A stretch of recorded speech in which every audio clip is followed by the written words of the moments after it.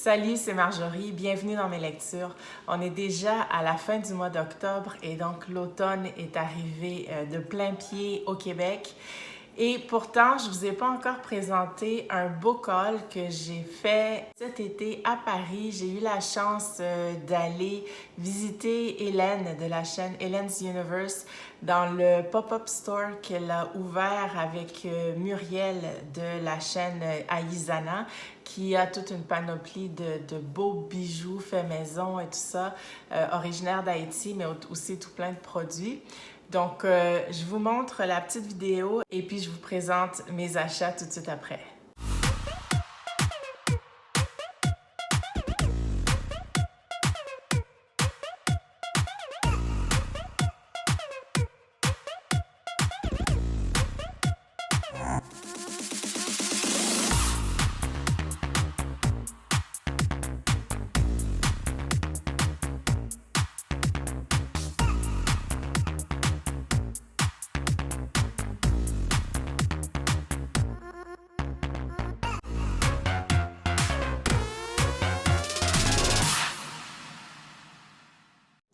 Alors déjà, vous dire que ce pop-up store, c'est une boutique éphémère, donc qui n'a plus pignon sur rue. Par contre, tous les produits d'Aizana et tous les livres d'Hélène sont disponibles en ligne. Donc, je vous invite à visiter leur site Instagram si ça vous intéresse. Alors, j'ai pris deux bouquins des éditions Lévé que je voulais depuis un bon moment et qui malheureusement, j'essaie de ne pas vous mettre le reflet, mais donc qui malheureusement sont pas disponibles au Québec. En tout cas, je ne les trouve pas, donc j'ai pas l'impression qu'ils sont distribués.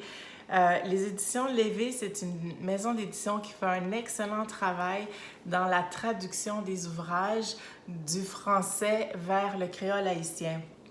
Et ces deux bouquins, donc L'odeur du café de Dany Laferrière et L'étranger d'Albert Camus, sont des versions bilingues. Donc, vous retrouvez la version créole haïtien et la version français sur 2 pages. Donc, ça vous permet de suivre et de vous référer si jamais il y a des mots, des expressions que vous ne comprenez pas. Je trouve ça génial qu'on puisse comme ça faire la promotion du créole. Et l'étranger, donc le titre, c'est Yoneg Apa en créole. Et puis, l'odeur du café, ils l'ont traduit tout simplement avec Da, qui est le nom de la grand-mère de Dany Laferrière. Je me suis aussi pris, parlant de Dany Laferrière, Comment faire l'amour avec un nègre sans se fatiguer. J'ai déjà fait un avis lecture de ce roman-là, qui est le premier de Dany Laferrière et qu'il a donc écrit ici au Québec. Mais je voulais cette superbe édition de Zulma.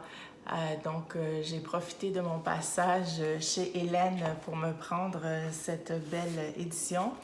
Et je me suis pris La nuit des terrasses de Mackenzie Orsel, dont je vous ai parlé déjà à quelques reprises sur la chaîne, surtout pour ses romans. Et là, c'est un recueil de poèmes que j'avais envie de me prendre depuis un moment, puis je me suis dit, ça y est, je saisis l'occasion. Alors, ces 4 belles trouvailles que j'ai pu faire chez Hélène, j'ai aussi pris quelques bijoux à la boutique d'Aizana et puis des chocolats d'Haïti. Et ce qui est extraordinaire, c'est qu'il y avait toute une sélection, pas que du noir, pas que du blanc. Donc voilà, je me suis régalée autant pour la panse que pour l'intellect lors de mon passage chez elle. Quand j'étais à Paris, j'ai aussi eu l'opportunité de rencontrer quelques auteurs, autrices, et entre autres Benoît d'Afrique, qui est non seulement poète, et je pense qu'il nous prépare un roman à paraître prochainement, mais il est aussi directeur de la toute nouvelle revue littéraire et artistique Débridé.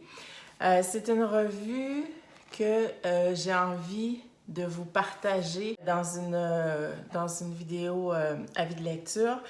Mais je peux déjà vous dire que c'est une revue qui est assez singulière dans la mesure ben, non seulement où elle regroupe un nombre impressionnant d'auteurs et autrices, mais aussi par la diversité des personnes qui écrivent, qui ont écrit en tout cas dans le premier numéro, entre autres en termes de diversité culturelle, je veux dire, parce qu'il y a des auteurs-autrices d'un nombre important de pays différents.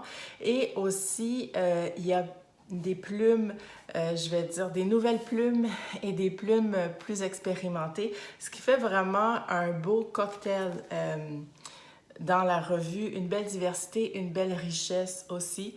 Donc, je vous en reparle dans une vidéo avis de lecture. Et puis, j'ai rencontré Jude Joseph. Alors, Jude, je le suivais sur Instagram. J'avais vu quelques, disons, performances sur YouTube. C'est un conteur. Alors, je vous présente d'abord un CD de contes qui comporte 5 contes. Haïti danse les contes et je dois vous dire que c'est un conteur très captivant. Je pense que c'est ça qui fait la qualité d'un bon conteur.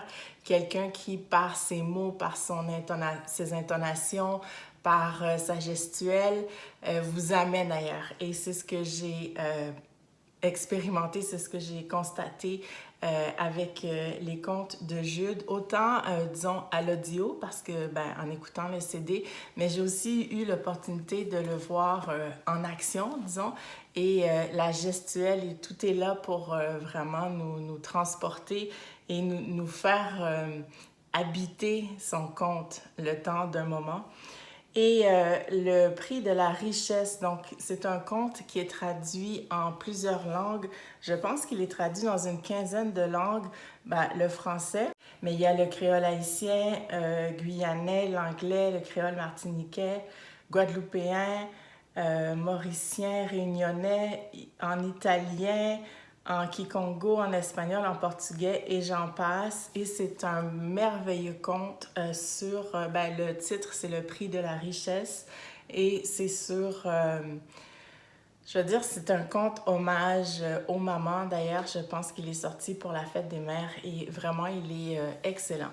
Et j'ai aussi rencontré Sacha Brailovsky qui a écrit Le bistouri sur la tempe. C'est un médecin humanitaire, donc un médecin qui a fait autant dans des pays en guerre que au niveau, si je peux dire, plus de la coopération internationale ou du développement durable. Et fort de ses expériences, il a écrit ce roman biographique qui est paru aux éditions Sidney Laurent. Alors, malheureusement, je n'ai pas encore eu le temps, ou je n'ai pas encore pris le temps de le lire, mais dès que ce sera fait, je vous en ferai une vidéo avis de lecture. Alors, Sacha, il est français d'origine et voilà, comme je disais, il a travaillé dans un bon nombre de pays, dans des conditions parfois extrêmement difficiles, et entre autres en Haïti. Alors, d'où l'intérêt de ce récit pour ma chaîne. Ça fait le tour pour mes achats effectués à Paris. Je vous laisse les liens vers les comptes Instagram des différents auteurs que j'ai cités, ainsi que le lien vers la e-librairie d'Hélène de la chaîne Hélène's Universe et de la e-boutique de Muriel, la boutique Aizana. Alors, si l'un des bouquins que je vous ai présentés vous fait envie, ben, vous allez pouvoir aller fouiller du côté des comptes Instagram pour les retrouver. Donc, c'est tout pour mon book haul Paris. Et puis moi, je vous dis à bientôt dans une prochaine vidéo.